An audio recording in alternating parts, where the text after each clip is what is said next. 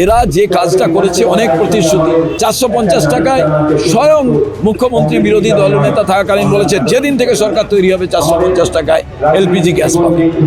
Petrol ডিজেলের দাম কোন জায়গায়? ডিম যখন কাউকে ছুঁড়ে মারা হচ্ছে, তিনি ভেজ না নন ভেজ, যিনি মারছেন তিনিও কেউ জানেন না, যাকে মারা হচ্ছে তার ব্যাপারেও জানা নাই, কিন্তু বাচ্চাদের পাত থেকে ডিম চলে যাচ্ছে। ইসকন কি ব্যবসায়িক প্রতিষ্ঠান? মানে হচ্ছেটা কি? আজকের মুখ্যমন্ত্রী সেদিন বিরোধী দলনেতা তিনি তো বলেছিলেন হকার উচ্ছেদ হলেই তার প্রতিবাদ করতে হবে, বিরোধিতা করতে হবে। কেন এক্সপার্ট কমিটি হলো না? ওনাদের বিজেপি ইউজ করেছেন, ওনারা এখন মানসিক দিক থেকে আবার বিজেপি এইটাকে ওনাদের তো সত্যিকারের আরজিকরের দোষীকে খুঁজে বার করতে পারবে না, ওনাদের ভাবমূর্তি যাতে নষ্ট হয় সেই বিষয়টা পেছনে থেকে করছেন কিনা এটা বড় ব্যাপার। যারা সত্যিকারের বেআইনি বাড়ি নির্মাণ করে অর্থ উপার্জন করেছেন, হ্যাঁ বিধায়ক হয়ে গেছে, তারা আপনার অলিখিত ছত্রছায়ায় আছে বলে তারা রেহাই পেয়ে গেল, আর গরিব যাদের গুলো ভাঙা হলো সে ব্যাপারে কোনো নিরুত্তর। আজকে সরকারি চাকরি এত বাংলায় শূন্য পদ, তার পূরণের জন্য না অ্যাড করা হয়েছে না কিছু, 1 লক্ষ বাজেটে ঘোষণা করা হলো, সে ব্যাপারে সবাই অন্ধকারে। কোথায়? উল্টে নাম বদলের হিড়িক হয়ে গেছে, উল্টে বাংলা দিবস নিয়ে দেখা গেল শ্যামাপ্রসাদ মুখোপাধ্যায়কে নিয়ে স্কুলে স্কুলে রচনা লেখার তাগিদ হয়েছে। কি লিখবে? উচিত তো ছিল মুখ্যমন্ত্রীর সমস্ত বিরোধী দলকে ডেকে ভাবা, শুধু আইন পরিবর্তন করে গুন্ডা দমন, মানে আপনি যাকে ইচ্ছে তাকে আপনি গ্রেপ্তার করে আপনি রেখে দিতে পারেন, এ কি আইন? নতুন পরিবেশ পরিস্থিতি, বাংলার রাজনীতিতে একটা নতুন সরকার এসেছে এবং হকার উচ্ছেদ থেকে শুরু করে যাবতীয় কিছু করছে। তা আজকে আপনারা যে এলেন বিধানচন্দ্র রায়, বাংলার রূপকার, তার জন্মদিন মৃত্যুদিন, তা কি মনে হচ্ছে যে আগামী দিন নতুন কোনো সম্ভাবনা দেখছেন রাজনীতি? প্রতিদিন তো লোক জয়েন করছে কংগ্রেসে। আমি শুধু একটাই কথা বলবো, বিধান রায়ের বাংলা চাই। যা হচ্ছে ঠিক হচ্ছে, তার কারণ ডিম যখন কাউকে ছুঁড়ে মারা হচ্ছে, তিনি ভেজ না নন ভেজ, যিনি মারছেন তিনিও কেউ জানেন না, যাকে মারা হচ্ছে তার ব্যাপারেও জানা নাই, কিন্তু বাচ্চাদের পাত থেকে ডিম চলে যাচ্ছে। মানে ভয়ঙ্কর একটা অবস্থা। ইসকন কি ব্যবসায়িক প্রতিষ্ঠান? মানে হচ্ছেটা কি?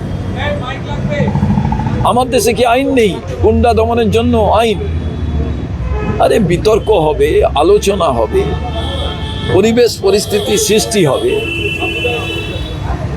এত তো বাইরের থেকে উদ্বাস্তু বাংলায় এসেছিল, বুলডোজার চলেছিল, এখন হলে তো হাজার হাজার লাশ পড়ে যেত। সামান্য হকার সারা বাংলা জুড়ে, আমি সামান্য কথাটা কেন বলছি, এটা বৃহৎ। কিন্তু আজকের মুখ্যমন্ত্রী সেদিন বিরোধী দলনেতা তিনি তো বলেছিলেন হকার উচ্ছেদ হলেই তার প্রতিবাদ করতে হবে, বিরোধিতা করতে হবে। কেন এক্সপার্ট কমিটি হলো না? কেন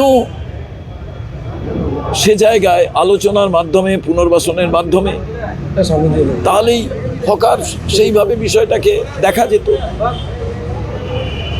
যারা সত্যিকারের বেআইনি বাড়ি নির্মাণ করে অর্থ উপার্জন করেছেন, হ্যাঁ বিধায়ক হয়ে গেছেন, তারা আপনার অলিখিত ছত্রছায়ায় আছে বলে তারা রেহাই পেয়ে গেল, আর গরিব যাদের গুলো ভাঙা হলো সে ব্যাপারে কোনো নিরুত্তর। এবং সব থেকে বড় জিনিস, সরকার তো কনস্ট্রাকটিভ ওয়েতে তার যাত্রা শুরু করবে, তার যাত্রাটাই হলো ডিস্ট্রাকটিভ ওয়েতে শুরু করা। এবং এখনো পর্যন্ত আমি এই সরকারের 1, 2, 3 পদক্ষেপ, যেটা সেই পদক্ষেপ যেখানে মনে হয়েছে বাংলার উন্নয়নের স্বার্থে বিষয়টিকে ভাবা হচ্ছে। আজকে সরকারি চাকরি এত বাংলায় শূন্য পদ, তার পূরণের জন্য না অ্যাড করা হয়েছে না কিছু, 1 লক্ষ বাজেটে ঘোষণা করা হলো, সে ব্যাপারে সবাই অন্ধকারে। কোথায়? অথচ 10 লক্ষ যুবক যুবতীদের তো তাদের নেওয়া যেত, আমরা সেটা দেখলাম না। উল্টে নাম বদলের হিড়িক হয়ে গেছে, উল্টে বাংলা দিবস নিয়ে দেখা গেল শ্যামাপ্রসাদ মুখোপাধ্যায়কে নিয়ে স্কুলে স্কুলে রচনা লেখার তাগিদ হয়েছে, কি লিখবে? 1942 সালে 9ই আগস্ট ভারত ছাড়ো আন্দোলনের বিরোধিতা করেছিলেন। যদি এটা কোনো পড়ুয়া লেখেন, তিনি কি অন্যায় লিখবেন? তাকে তার শিক্ষক শিক্ষয়িত্রীরা তার উপরে কি ব্যবস্থা গ্রহণ করবেন? আমি বুঝতাম যে সরকার জাস্ট 1 মাস অতিক্রম করে গেছে, বিধানচন্দ্র রায়ের নামে প্রত্যেকটা স্কুলে রচনা লেখা হচ্ছে। যিনি বাংলার শুধু মুখ্যমন্ত্রী ছিলেন তা নয়, বাংলার রূপকার এই কারণে যে আজকে চিকিৎসা ব্যবস্থা থেকে যা কিছু যদি দেখেন, সেই রকম ভীষণ কোথায়?